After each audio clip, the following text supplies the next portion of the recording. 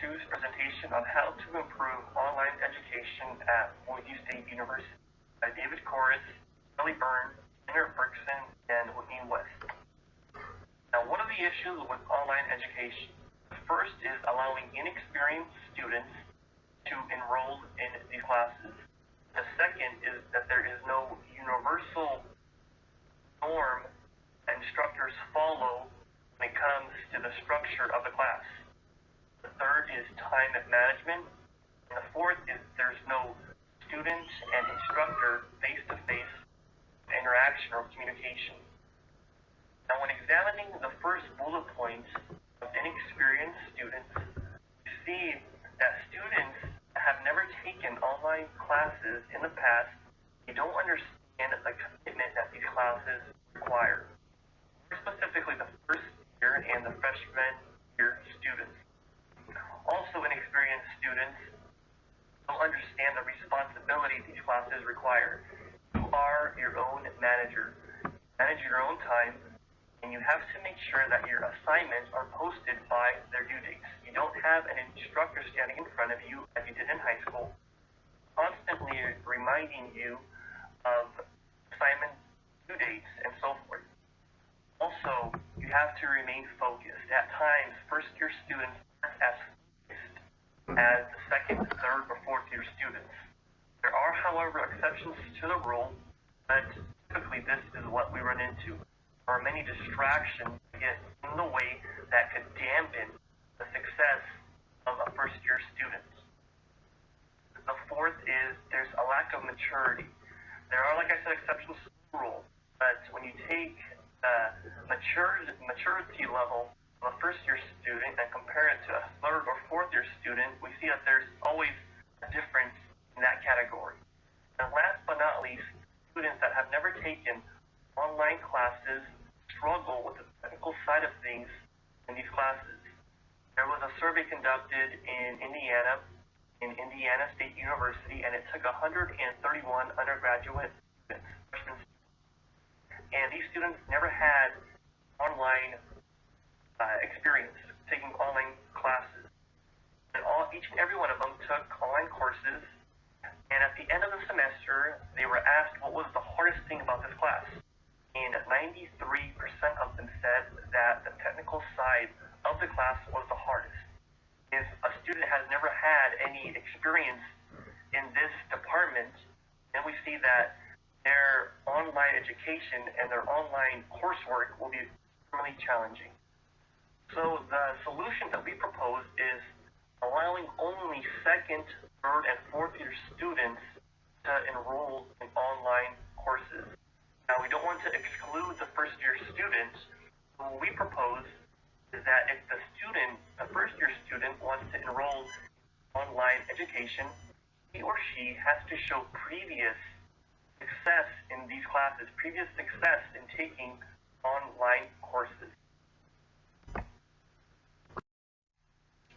My name is Whitney, and I'm going to talk about the issue of inconsistency between online courses and attended classes. Some of the students we interviewed felt that they had more work assigned in an online course than they had in some of their regular classes. Time management became an issue due to what they felt was an inflated workload. When speaking with older online students, one of their biggest challenges was the additional software requirements. In a lot of online classes, there are requirements beyond just an internet connection. They include different software for submitting your homework or for creating presentations that otherwise wouldn't be needed in a traditional classroom. Here are a few suggestions. First, in order to verify equal workload requirements, the University Academics Department should be verifying consistency between online and traditional classes on a regular basis. Students shouldn't be punished for using the convenience of online courses. Another possible solution to this issue is to include a link to the latest copy of the syllabus right in the course catalog. This way, students can get an idea of what the true workload is for the class and whether or not they will be able to handle it. This isn't specific to online courses. Better enrollment decisions can be made when a truer picture of workload is presented to potential students. In the case of the additional software requirements, a local source for help would be beneficial. Perhaps the campus help desk can be used for this, if this is within their scope of responsibility. Another suggestion might be to have a basic operating manual linked to the syllabus so those who need help can reference it. This may also mean not offering a lot of choices of software programs for certain assignments. It would be helpful if the instructor could pick one tried and proven method and make sure the students have access to help when they need it. My name is Kelly. I'm going to cover the time management aspect of how online learning can be improved. Students who struggle with traditional coursework typically struggle with the time commitment required for online classwork. Most students don't recognize that they will have to schedule a time to read assignments and complete tests that you would normally take in a class in a traditional setting. Group activities and projects are typically required in course as part of a course responsibility, and students must often communicate with peers electronically and collaborate on that work. They procrastinate or avoid tasks that must be accomplished, and that is a symbol of poor time management. Such behaviors have many causes, including fear of failure, lack of motivation, and unclear priorities, and can encourage students to do fun things, go out and be with their friends, and rather than focus on their studies. Research finds that only active and self-disciplined learners typically succeed in online learning. Among the current and former online students that we interviewed as a group, most pointed to time management issues causing problems with their online courses. They stated that online classes didn't balance the course load the way that traditional classroom settings did. Many felt they lost precious homework time waiting for answers or responses from instructors or other students. Students sometimes made the mistake of assuming online classes would require less time and effort than traditional classes. However, those that we interviewed, most of them felt there was a significantly higher amount of work required for an online class, disproving that misconception of online learning. One of the things that can make time management in online learning more difficult is students' inability to stay on task. Just logging into the internet itself opens a multitude of doors for distraction and tests the focus and study habits of in an article addressing the challenges of online learning from a faculty perspective.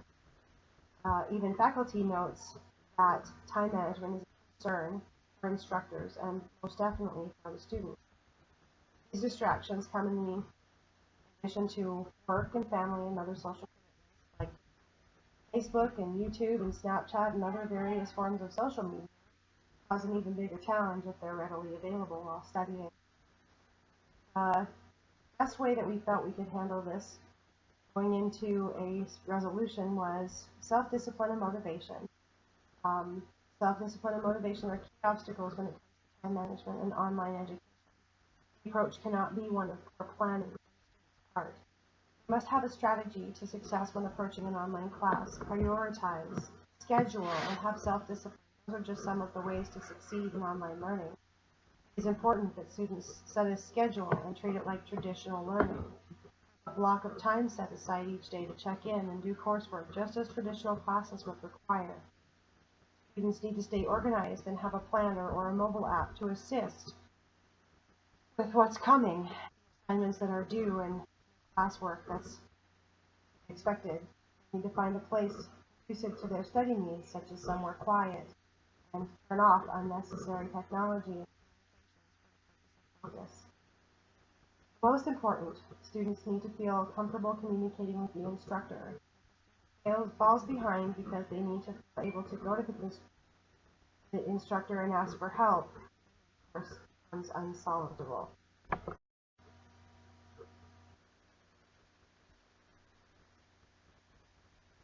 My name is Tanner Berkson, and I'm going to talk to you about student interaction. Interaction between student and the professor has declined due to the absence of face-to-face communication. In the classroom, it is important for students and professors to engage in discussions to improve the learning process. Many students that we've talked to believe that there is no efficient method for using discussion. Since going online, everything is resorted to using email. Many students have also claimed that they've had to wait a full 24 hours before the professor responded to what they asked. Also, students believe that they are getting canned responses. Nothing is personal anymore, and it's all just overlaid. When we asked students about a solution to some of these problems, many of them said that they wish the instructor was a little more personal and tried to engage in the students. Students also said that they would be willing to have a meeting online through Google Chat or Hangouts. Even having a